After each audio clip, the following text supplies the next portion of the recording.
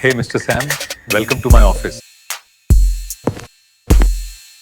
Come, please have a seat. Thank you.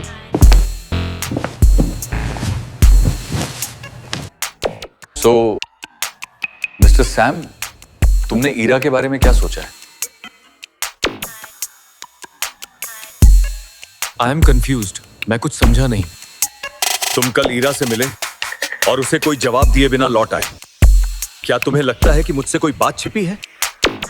Sam, मेरी जिंदगी का सबसे इंपॉर्टेंट हिस्सा तुम्हारी तरफ खिंचता चला जा रहा है और मुझे ये बिल्कुल भी पसंद नहीं है।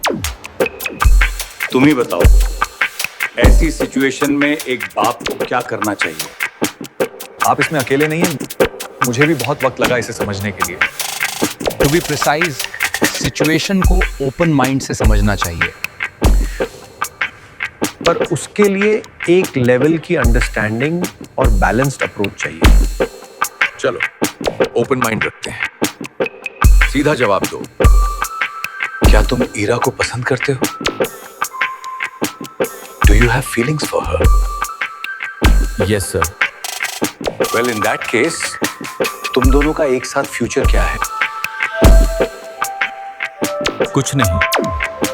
Now that's serious.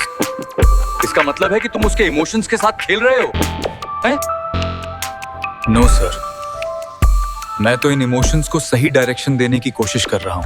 Mister Sam, मैं तुम्हें समझाता हूँ कि इस सिचुएशन को ओपन माइंड के साथ कैसे देखा जा सकता है। तुम और तुम्हारी फैमिली अभी इसी वक्त बिना किसी को बताए ये शहर छोड़कर चले जाओ। क्यों छोड़ दूं मैं ये शहर? क्योंकि मैं बोल रहा हूं, मेरी बेटी की सारी प्रॉब्लम्स की जड़ तुम हो। She should hate you.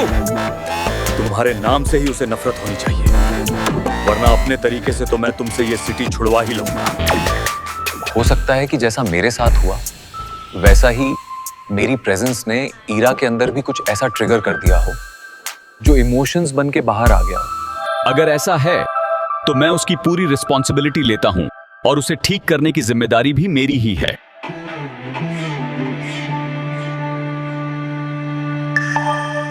Emotions का ये तूफान इंसान की आंखों पर पर्दा डाल देता है और मुझे डर है कि ईरा इस बहाव में बहकर कहीं इतनी दूर न चली जाए कि उसको वापस लाना इम्पॉसिबल हो जाए। कैसे निभाओगे इस जिम्मेदारी को? मेरे और ईरा के बीच जो एक चीज कॉमन है वो है बास्केटबॉल। गेम की तरफ उसका फोकस उसे मुझसे दूर रखेगा। मेरा सहारा ना मिलने पर वो गेम में अपना सुकून ढूंढेगी।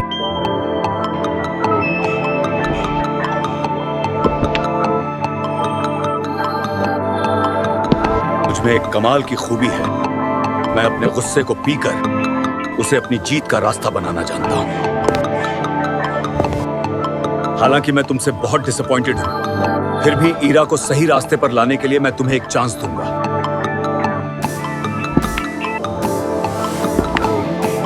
मैं ये बहुत बड़ा जुआ उस इंसान पर खेल रहा हूं जो खुद मेरी तकलीफ की वजह है। अब इसे कहते हैं खतरनाक दांव खेलना।